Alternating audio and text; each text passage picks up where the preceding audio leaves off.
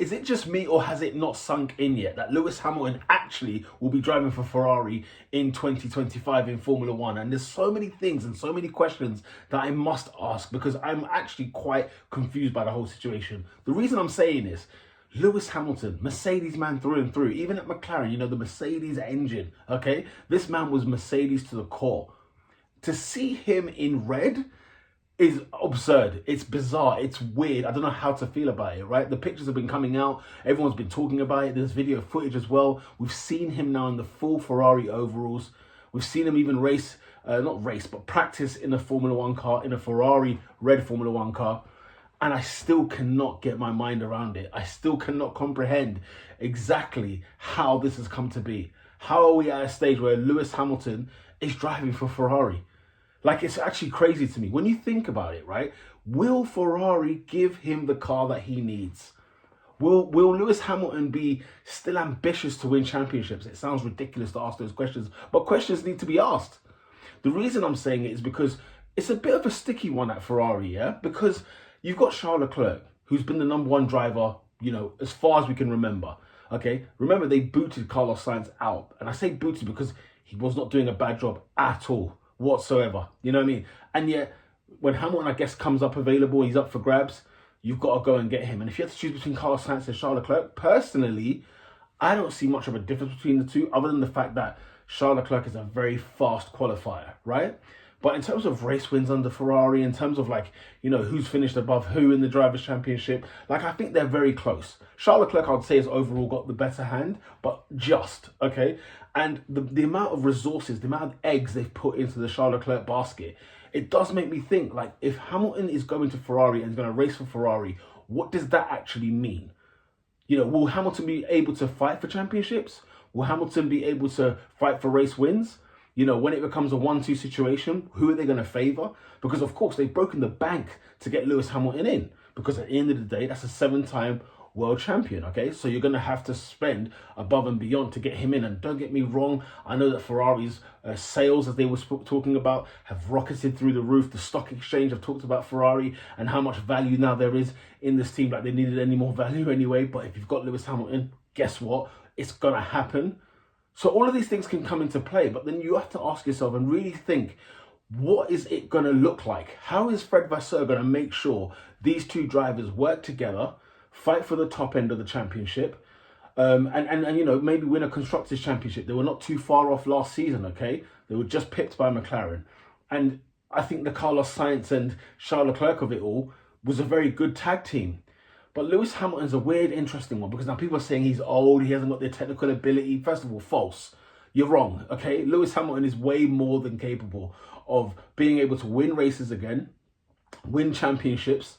I believe he could be a Formula One world champion if he's in a car that is championship material, that is championship worthy, that's got some integrity about that car. If not, then of course we're going to be seeing what's been happening over the last couple of years. And seeing that Hamilton has really not sat down well with Hamilton fans and with me. You know what I'm saying? I'm a McLaren man through and through, okay? And do I like Hamilton? Sure, yeah, of course I do. But, when I think about the team that he is joining, I'm almost saying to myself, what is actually the gain here? Other than what might seem the obvious, it's Hamilton. Of course, you've got to get him in the side. Get him in your team. He's going to be phenomenal, right? Brilliant. Okay, of course. But what does it actually mean? Does it mean that Ferrari are going to go, 2 #1 drivers? Will they go 2 #1 drivers to fight for the championship? Will they be looking at a situation where they think Lewis can actually go ahead and bring a world championship back to Ferrari? Maybe they're losing faith in Charles Leclerc. I mean, I don't think so, but, what is the thinking? Other than the fact that, it's Lewis Hamilton, of course you've got to bring him in. And Ferrari wouldn't have thought so short-sighted, surely not. And I'm not saying this is a bad appointment, of course it's not. But now that you've got those two people in your team, you've got Charles Leclerc, you've got Lewis Hamilton, you have to make this right. How will it work?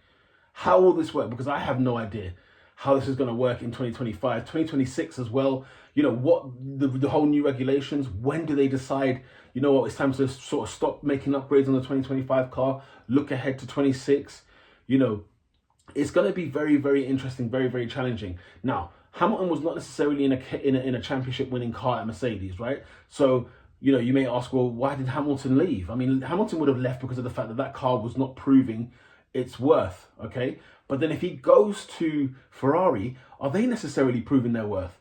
What makes us assume that Ferrari's got a better chance of winning the championship than Mercedes? Because last year, it seemed like everyone taking turns. Oh, you can challenge Red Bull, or maybe you can challenge Red Bull, or maybe you can challenge Red Bull. And then McLaren just came out of nowhere and literally said, look, no. If you don't want to mess about with your upgrades and muck around in different circuits and different tracks and whatnot, then by all means, we will collect those pieces. And also George Russell, bringing George Russell into Mercedes obviously caused a bit of friction, a bit of conflict. Had they had, Bottas obviously clearly wasn't cutting the mustard, but had they had like a Bottas type driver, had they had like a Sergio Perez type of driver, 2021 Sergio Perez, had they had him at Mercedes, it would have made things a lot more smoother. But Russell was a hardcore driver. He's a hard, fast racer. And so is Charles Leclerc. So these qualifying sessions will be very, very interesting to see. These race days will be very, very interesting to see. It'll be interesting to see the race pace of Lewis Hamilton. Will he have that back? Will he have the qualifying pace as well? That's the thing that a lot of people have missed in Lewis Hamilton, and I'm no different, okay? We would love to see him get back to the pinnacle, get back to the top there. And I hope, just hoping, that this is a good partnership, that Ferrari get the best out of Lewis and Lewis gets the best out of Ferrari, because they'll be expectant.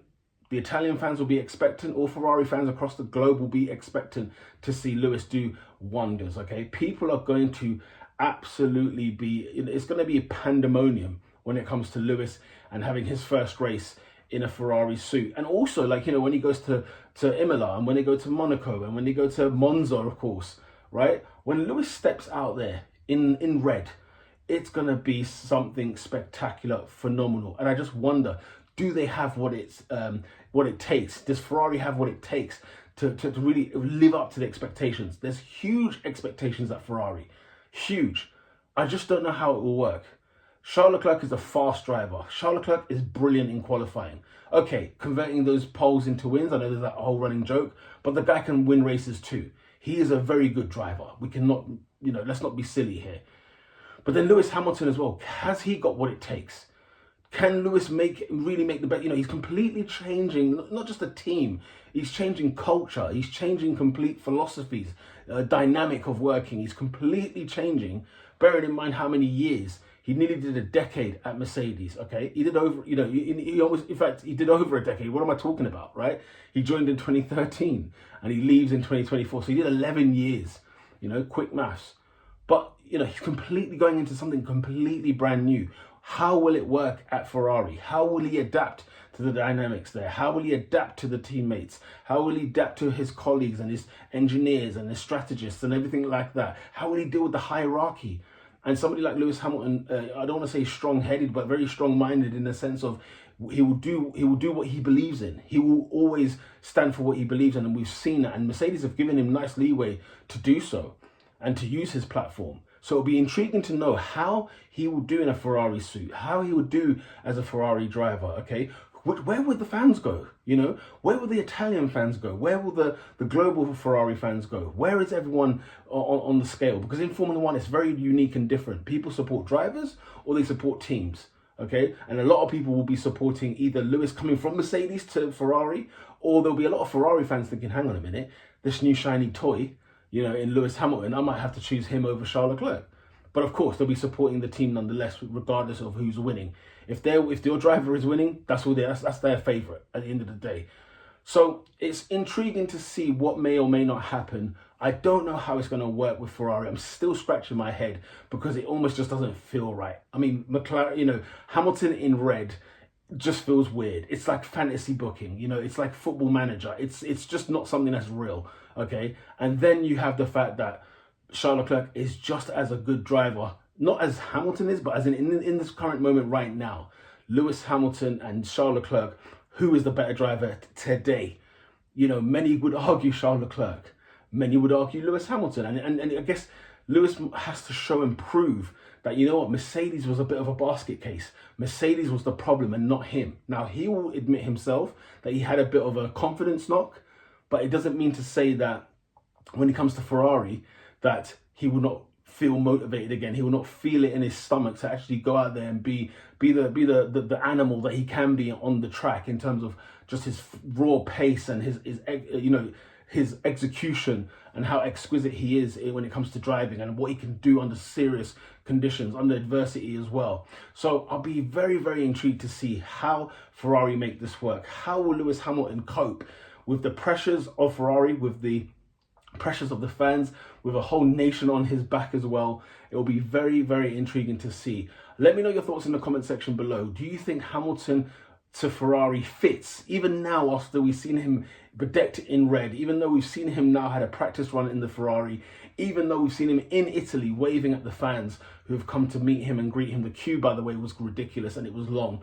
But like, has it sunk in yet? Because it hasn't sunk in for me just yet, because I have my doubts. I worry about what could happen to Lewis at Ferrari, and I'm hoping that it's not a disaster. Even though I'm a McLaren fan, I don't want to see Ferrari do well, but I do want to see Lewis do well in Ferrari, if that makes sense. Let me know your thoughts in the comment section down below. Until next time, lights out.